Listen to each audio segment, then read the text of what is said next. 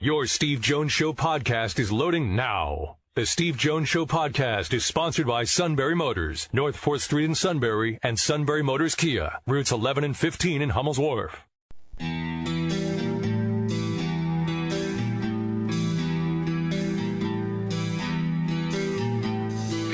Sports talk where your voice counts. This is the Steve Jones Show on News Radio 1070 WKOK. Now from the Sunbury Motors studio, here's Steve Jones. Sunbury Motors, 4th Street in Sunbury. Sunbury Motors Kia, routes 11 and 15 in Hummel's Wharf. So you're probably wondering what I was doing during the news. I unpacked.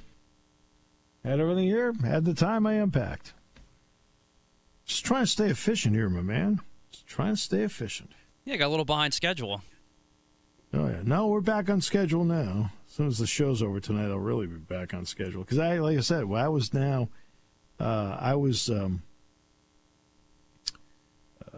working on the Penn State-Ohio State game this morning during the mechanical delay. And I was able to get what I needed to get done. Okay. So, which is good. Time now for our play-by-play call of the day. Last night we talked about how Alabama beat Auburn. Auburn had been undefeated and ranked number 4, playing great. Alabama waxed them by 21 last night. Georgetown beat Creighton. I mentioned that earlier. Both of those are really good wins, by the way, for Penn State. Now, Penn State has to go out and help itself. Okay? Penn State now needs to go help itself. Well, also last night, South Carolina at home in Columbia beat Kentucky. Couisnard with one. Pull up three. Good if it goes. He got it! He got it! He got it! Carolina wins! Unreal shot by Jermaine Couisnard! And it wasn't an impossible shot. Right on the money. All glass window, my friend. Could you ask for a better second half? Could you ask for a better final 10 seconds? And maybe South Carolina found themselves a guard that Frank Martin can rely on and lead this team. 26 points for the redshirt freshman Jermaine Couisnard. How about that, huh?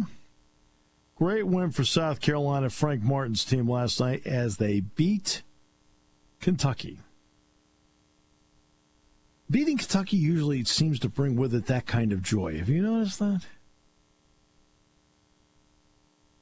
I actually witnessed it in person once. It was Penn State went there and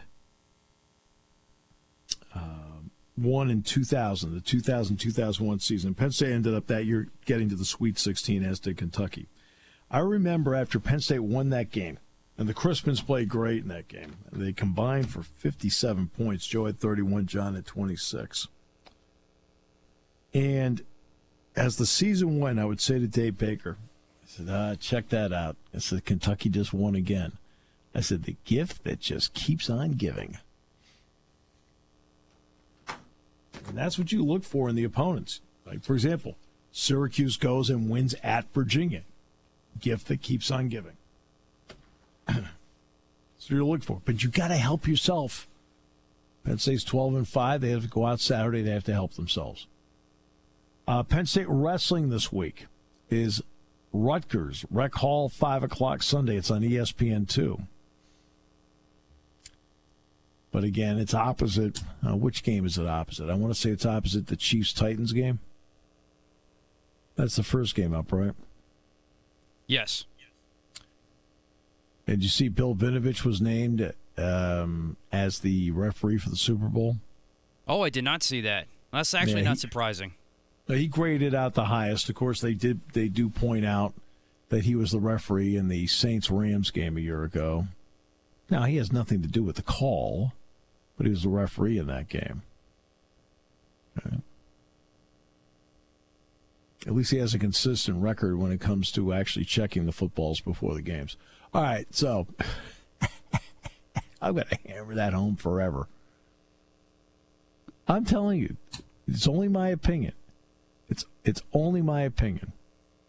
But if I were to guess, I would guess that they did, when the Colts played the Patriots, that they checked a couple. I'm only guessing. They checked a couple and said the whole deal was okay.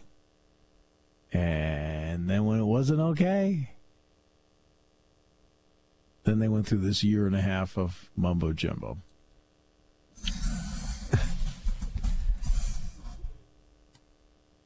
I don't think it's a theory that's far-fetched. Let's see. Drew Rosenhaus has conditionally terminated his relationship with Antonio Brown. Rosenhaus wrote in the letter that the NFLPA received Thursday that he would like to work with Brown, but not until he first gets help. Additionally, attorney Darren Heitner has removed himself as counsel for Brown in a lawsuit filed in 2018 that alleges Brown caused damages to a rented condominium per an order granting motion to withdraw filed in Miami-Dade County Court. Brown's obscene outburst toward police earlier this week and the mother of his children, the Hollywood, Florida Police Department announced that its athletic league is severing its ties with the wide receiver and returned a donation from him. Brown posted a live feed of the encounter, which included his children, on Instagram. It was later picked up by TMZ. In it, he can be heard using explicit language and calling the police officers explicit names. The police responded to a domestic disturbance at Brown's Hollywood residence on Monday. Christian Lotta wrote in the department statement that Brown used very degrading language in front of his young children.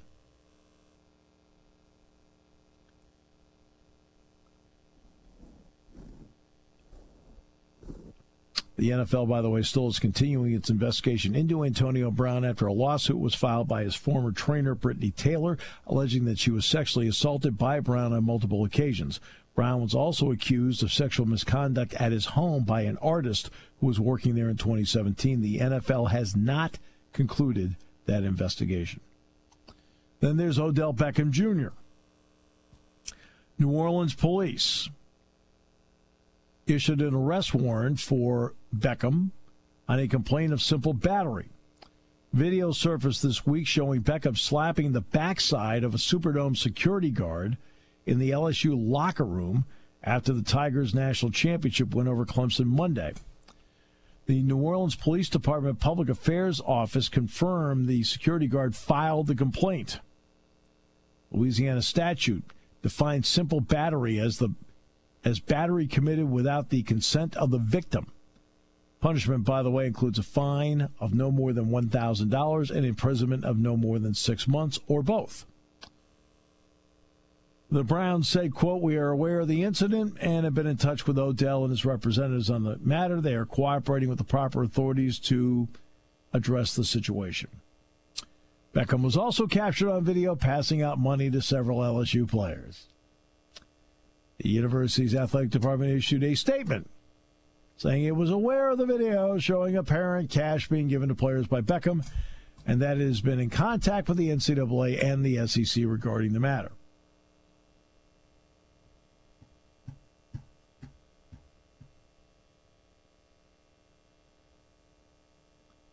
On Tuesday, they originally said the money handed out in the field was not real. Evidently, like all the presidents on there were legit.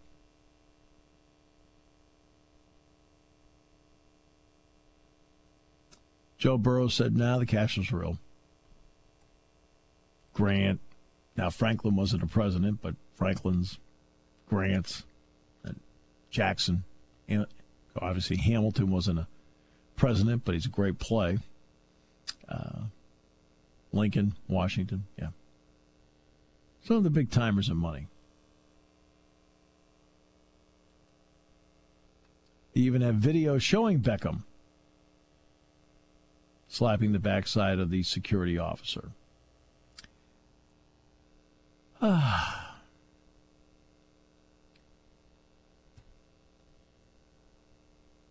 Whatever happened to winning and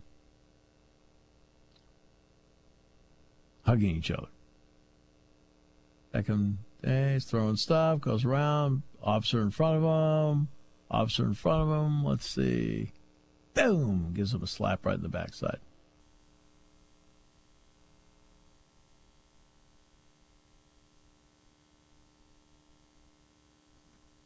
I don't know what the security officer said to him, but they did talk. Okay. Other than that, it's been a rather benign. And Carlos Beltran is out, and it appears one of the top candidates for the Mets managerial job is our own Chris Elliott.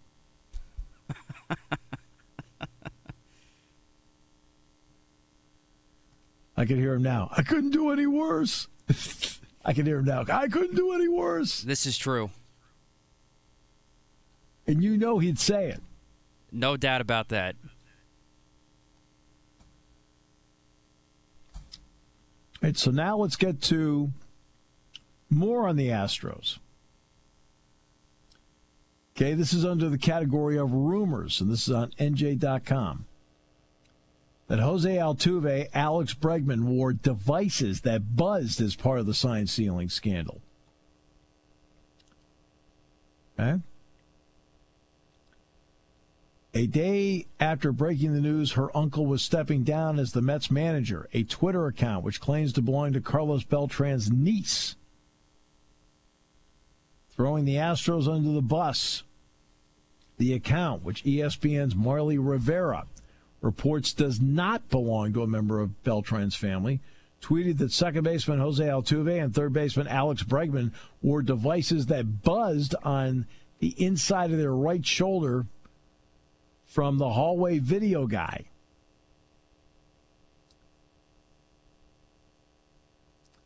The content creator who attended the winter meetings and has gained notoriety in baseball circles for his viral Twitter videos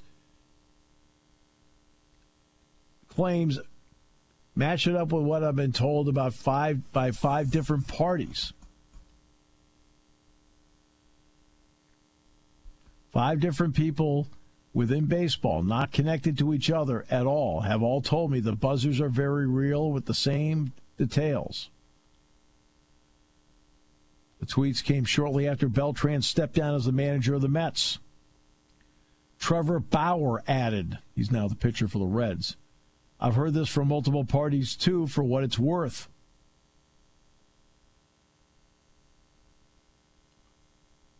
There is some video footage that could potentially corroborate the claims. When Altuve hit the series-clinching home run in Game 6 of the 2019 ALCS over the Yankees, he held his jersey together tight to keep his teammates from ripping it off. Altuve told Fox Sports' Ken Rosenthal in his post-game interview, I'm just too shy. Last time I did it, I got in trouble with my wife. If proven true, and it's only an if proven true, it would be another debacle and one of the biggest scandals in baseball history. Already, A.J. Hinch, Jeff Luhnow, Alex Cora, and Carlos Beltran have lost their jobs. The Twitter account, which claims to belong to Beltran's niece, has some credibility built up. Along with tweeting out that Beltran was stepping down from his position with the Mets, which was done before the news broke, the account also tweeted out that Beltran was going to be the Mets manager 4 days prior to the official announcement. So it's not like this Twitter account has not been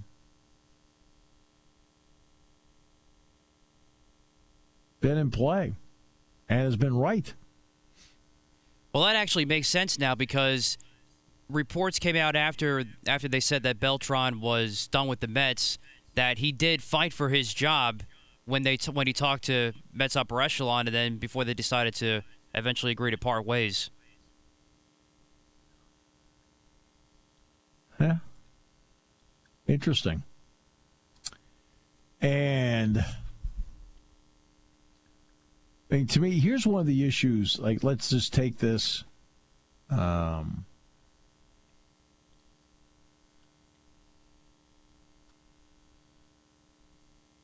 That, for example, the Mets have in this about, I mean, something that for example, let's take ESPN has put a lot into Alex Rodriguez and Jessica Mendoza as analysts, correct? Well, as far as I'm concerned, because they're linked directly with organizations, Mendoza with the Mets, and I believe A-Rod is still on the payroll with the Yankees, correct? That's correct, as a special advisor. Special advisor. Okay, to me, that knocks you out. You're not independent. It's not like sitting here talking to Tim Kirchin. Kirchin's completely independent. They aren't. So to me, that knocks them out from even commenting on it.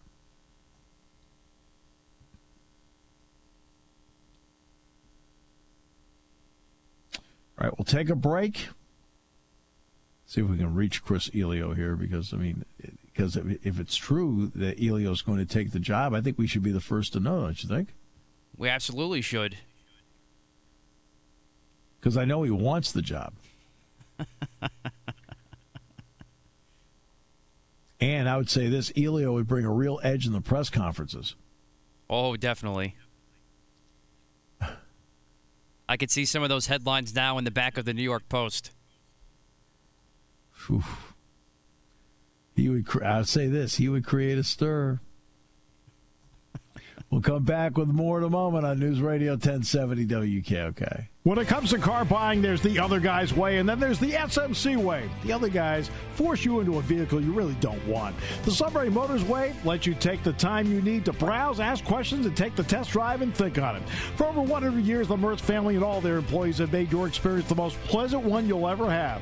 The other guys won't offer you the best price for your trade, no matter how much they say they will. The SMC way is their promise to provide you with the most money the market shows your vehicle is worth. The SMC way is to offer you all applicable factory rebates on new vehicles and generous discounts. Looking for a pre-owned vehicle? The SMC way checks each vehicle in a 200-mile radius to determine the lowest price, then beat it. It's the lowest price promise, just part of the SMC way. The choice is up to you, the other guy's way or the SMC way. The SMC way wins every time. Sunbury Motors Company in the North 4th Street Auto Plaza, Sunbury, and at sunburymotors.com. Selling more cars and satisfying more customers for over 100 years.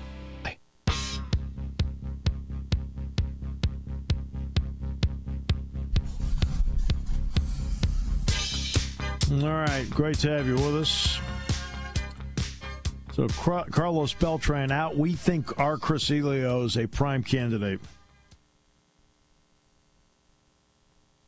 I know he did ask to see if he could talk to the Mets GM, but we think maybe it's on a different matter. We also think he wants to be the Jets head coach. Now the question would be, could he do both jobs? I don't know what you think, Matt. I think, Elio thinks he can do both jobs. He just needs somebody like, for example, the Mets, because of his managerial problems, the Mets would be out of it. Then he could coach the Jets, and then he could knock them out of it. What do you think? I could see that. That sounds about accurate. Now, in no uncertain terms, it should be pointed out that Elio really believes he can do both jobs. No doubt. Bunt. No sign stealing here. We just tell you straight out, bunt. And he would do that. Are you some sort of idiot and you can't put a bunt down?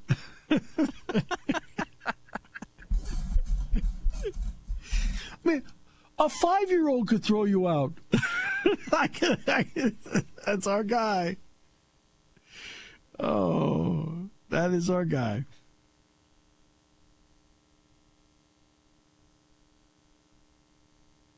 Oh, boy.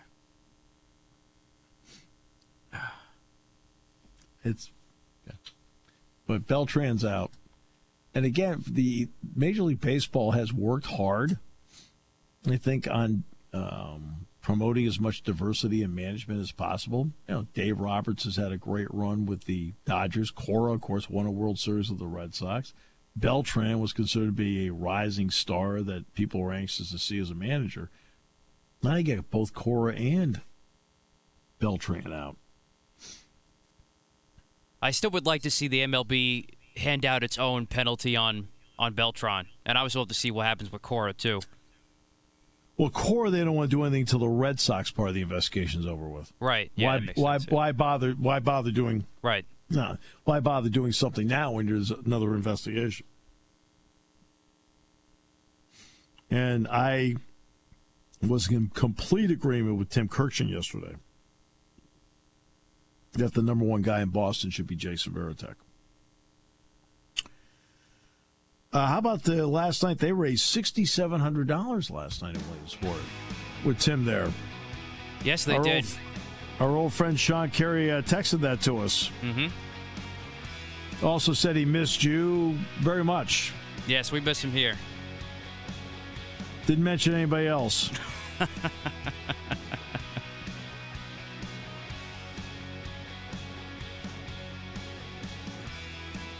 Now, that was all well done by the crosscutters, and then what the Spikes did today on Facebook. I heard a lot of good reviews about what they did today. No, and this is what has to be done. Major League Baseball has complained that some of this is you're negotiating in the public. Excuse me, people are not in the mood to get into the fetal position and go quietly into the night. I'm sorry, all right? Tell Big Brother that, guess what? The little guy wants to fight. It's the only way the little guy's going to survive is to fight. Being in the fetal position, going quietly into the night means you go quietly into the night. Taking your calls at 800-795-9565. This is the Steve Jones Show on News Radio 1070 WKOK. Now from the Sunbury Motors Studio, here's Steve Jones. All right, Sunbury Motors, 4th Street in Sunbury. Sunbury Motors Kia, routes 11 and 15 in Hummel's Wharf. Look, I mean, here's the bottom line. The Spikes today, State College did, kicked into high gear the Save Our Spikes campaign when it comes to minor league baseball. And, of course, you're going to expect somebody like me to be very, very passionate about this because I've been associated with the club since day one. This is the 15th season of the Spikes. This will be my 15th season on the broadcast team. Minor league baseball is such an important part of the fabric of a community in the summertime. You know, we all, in Williamsport, as much as the Little League World Series is loved, and it is deservedly loved, and the great work they do in South Williamsport, and the huge crowds that they draw, the Cutters are there every single day during the course of the summer, and they have done a remarkable job over the years in that ballpark. They have transformed that park. You know, putting the deck in down the right field line, they wanted it to be an important gathering space for their fans, and it is. And every time I'm there, that deck is filled up. People are enjoying it. Obviously, the association with Major League Baseball, and this year it's going to be the Orioles and the Red Sox playing in August at Bowman Field. The dugouts are now to Major League standard. The field is absolutely to Major League standard because Major League Baseball put that field in. They got the bullpens out of the outfield, or out of foul territory, and put them behind the fence. I mean, there's a lot of things that they've done there that have been terrific. And then there's State College. State College raised that ballpark, and the Spikes are part of so many fundraisers that take place over and over again. Another fundraiser where that ballpark is part of the centerpiece of it. I don't care whether it's Coaches versus Cancer, Alzheimer's walks, whatever it may be, over and over. I mean, they have raised,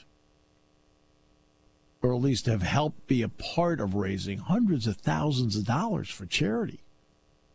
As a club, isn't that what a good community steward is supposed to do, to be a focal point to help in the raising of money to help others? And that's what they do.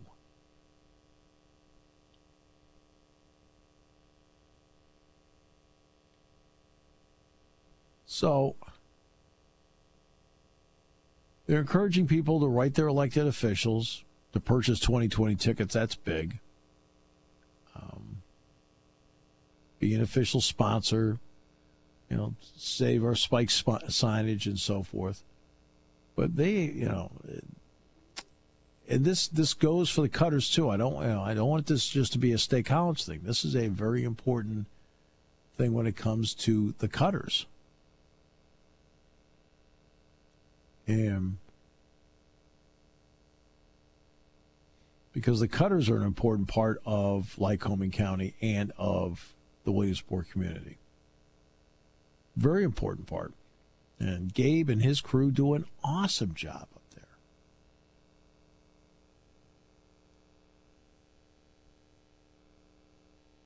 They do an awesome job up there.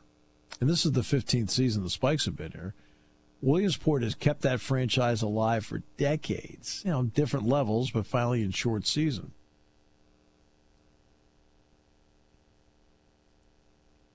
And some have talked about the expense of minor league baseball. You can be penny wise and pound foolish here. Baseball on the minor league level grows the game at the roots. I talked about my grandchildren, my oldest two grandchildren. I still, the four youngest ones are 4, 3, 1, and nearly 2 months. Okay, in fact, I should say that actually she's actually nearly 3 months old now. So those four would not count in what I'm about to talk. They're too young. But not the 11-year-old and the 8-year-old. And guess what? They love going to Spikes games because it gets them into baseball. Parents can afford to take them because they're not paying an arm and a leg to park. They're not paying an arm and a leg for tickets. Everything's reasonable to get the family out there together. And yes, they take the 4-year-old with them. He's just not quite into it the way, the 8-year-old, Colin, he watches the game. Lauren, the 11-year-old, watches the game. And they're into all the on-field stuff that goes on and all the fun and frivolity that goes on with it. They're into it. To the point where now we talked about, okay, let's go to a major league game maybe this summer. Well, the reason they want to go is because they went to the minor league game. And all this mumbo jumbo about, about developing talent. The Spikes are averaging, so I can't speak to what Williamsport. I'm sure the Williamsport numbers are just as impressive, but I can't speak to them specifically because Williamsport obviously have Reese Hoskins and Cesar Hernandez and Michael Franco, and you can keep going.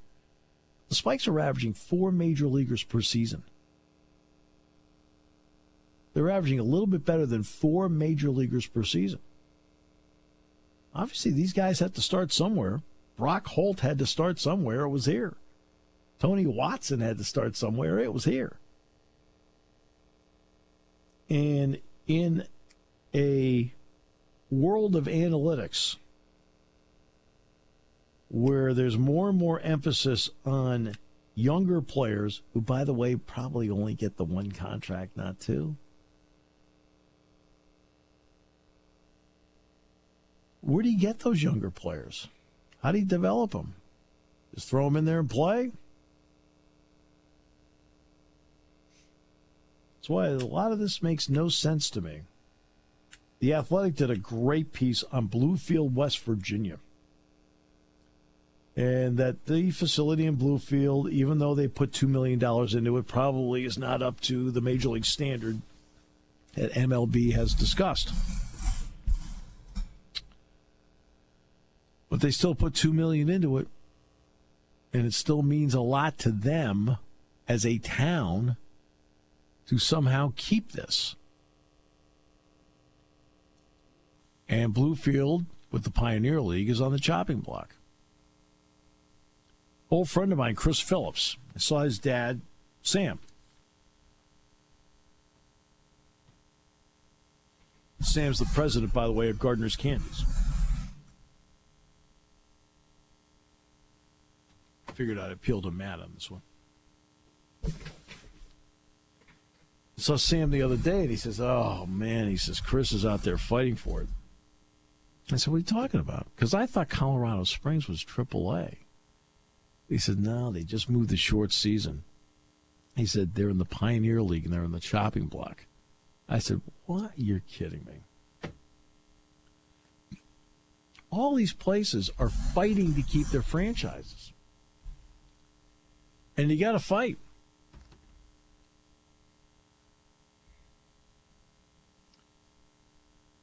Because if you don't fight, they'll just do what they want. As I said before the bottom of the hour, Major League Baseball and their negotiators have complained that minor league baseball is now negotiating in public. Excuse me, okay? You're the big guys with the $9 to $10 billion. Okay.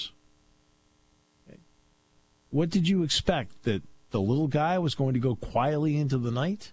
Now, maybe that's the way you prefer it, but that's how the little guy gets crushed, by going quietly into the night. Well, these towns are not going to go quietly into the night, and they're part of the backbone, and Major League Baseball has massive, as we have documented all week, now has massive public relations problems. Massive. Do they need to add to the massive public relation problems by drawing a line in the sand here? Do they need a replay booth to send them video of the problem? Oh, wait. That's already one of the problems they have.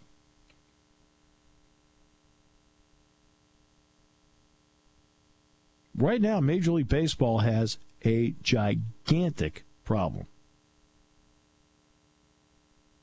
And not because of this with minor league baseball. The gigantic problem they have is pure and simple. The problem they have is what has happened all week long and has just dominated the headlines. Well, as far as I'm concerned, they need to eliminate a problem and get some goodwill out there, because right now they don't have any goodwill.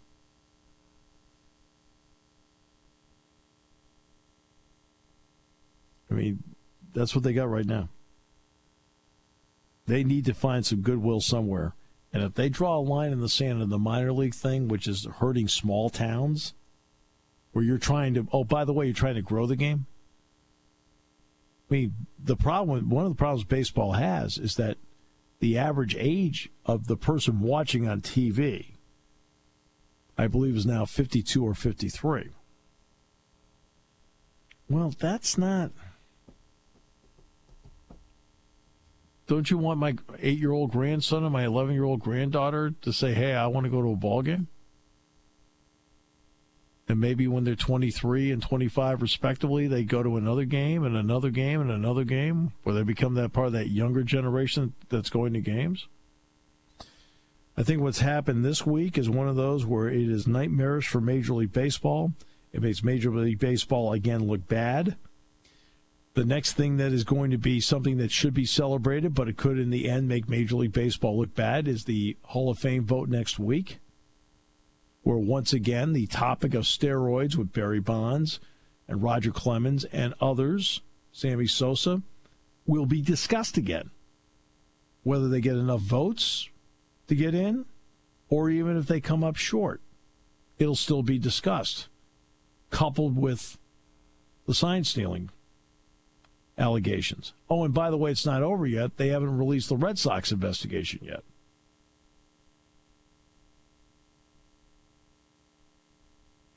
Major League Baseball is operating from a position of strength financially in all of this, but they are not operating from a position of strength when it comes to publicity. Right now, baseball is getting crushed in terms of publicity. They'll also have to absorb some questions next week about the Hall of Fame vote. Even if players don't get in, it'll be discussed the reasons that, or the opinions as to why they didn't get in. Or if they do get in, then they'll have to discuss the reasons that they got in, and here are some of the issues. That's not going to make baseball look good either. Then the Red Sox thing comes out, they're not going to look good on that either. They need something to make themselves look good. I strongly recommend that the thing that makes you look good is get into an agreement with the minor leagues, keep everybody, and move forward. Suddenly, now you've done something that's made people happy instead of drawing a line in the sand. Because I don't think this is the time to draw a line in the sand for Major League Baseball. All right. We will come back with more in a moment on News Radio 1070 WCAP.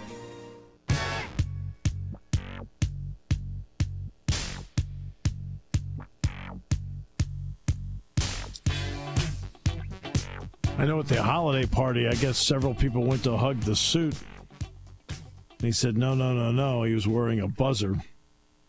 And somebody said, why are you wearing a buzzer? And because the management was trying to make sure he was at work. I mean, I don't know what that meant. I kind of wonder that now about Mark Lawrence because he never hugs anybody. It's a different story.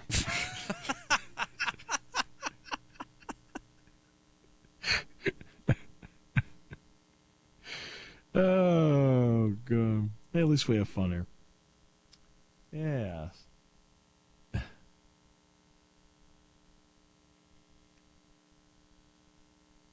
Well, it's great to have you with us. I mentioned earlier about basketball. We talked about they've got to do a better job on the weak side rebounding. They've got to do a better job with guard rebounding. And obviously, you can't play hero ball. You can't do the isolation stuff. I mean, in selective situations you can, but, I realize part of that is that you're trying to get things going for your team. I got that. And this is when you've got a big horse, and Penn State has that in Lamar Stevens. The 5 critical possessions in a row where they did not score is that they never once got the ball to him. That doesn't mean he's going to make the shot. Doesn't mean he's but he is your guy. So at some point, your guy has to touch it because even if he doesn't score, he may tilt the defense to him in such a way where he can then find somebody else who will score. They didn't do that, so they've got to remember to keep that in mind. Don't lose your poise. The offensive rebounding part is for opposing teams has been, again, it's weak side stuff. Strong side, they've got pretty well covered, but they're giving up too much on the weak side. Far too much. And don't yap with people. The only one that should be out there yapping when it comes to is actually Dick and me. We're the only two. We're allowed to. We're contractually obligated to yap. But that's to all of you we're yapping. We're not, not to other players or officials or anything like that. And this is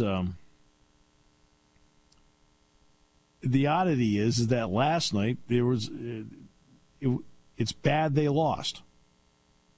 No question. Then Alabama beats Auburn. Then Georgetown beats Creighton. So Penn State gets outside help. Well, that's my point. Now you've got a big game coming up here Saturday at noon. Penn State now, after getting help from outside entities, has to go back to work and get back to helping itself. Penn State beat Georgetown because it went out and helped itself. Penn State beat Alabama because it went out and helped itself. And now, in turn, Alabama's beat Auburn, Georgetown's beat Creighton, which helps Penn State.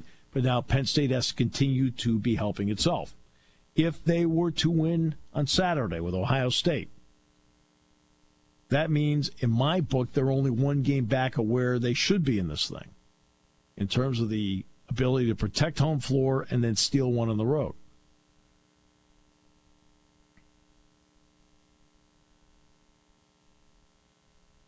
So that will be a big one coming up on Saturday. I don't know what Ohio State's going to do with Dwayne Washington and Luther Muhammad. Both were, I guess, suspended for the Nebraska game, so neither played a minute, and they beat Nebraska with relative ease. I don't know if they're going to be back, and if they are back, my guess would be, and it's only a pure guess because obviously I've only talked to Chris Holtman a couple of times in my life, so I don't know. If I were to guess, he'd bring him off the bench. And Ohio State is one of those teams that really does rely on its shooting to win games.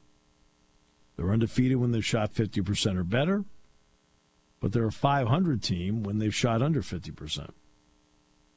So that is a big part of the game on Saturday at noon. Wetzel's going to the game, so it must be a big one.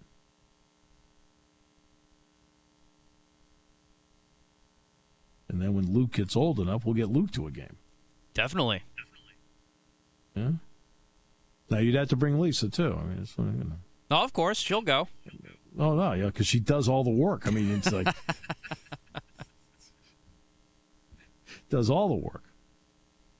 All right, tomorrow the King is on. The standings are... we'll talk about the standings tomorrow. I think maybe for once I'm in good shape. That is correct. For once. But we have a couple picks this weekend, the AFC-NFC Championship games. AFC goes first. It's Tennessee and Kansas City. And then it's the Niners and the Packers.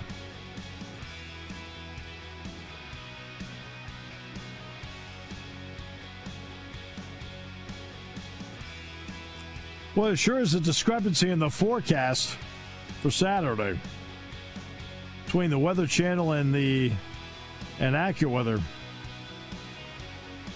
I'm just going to wake up and look outside. What do you think? Same here.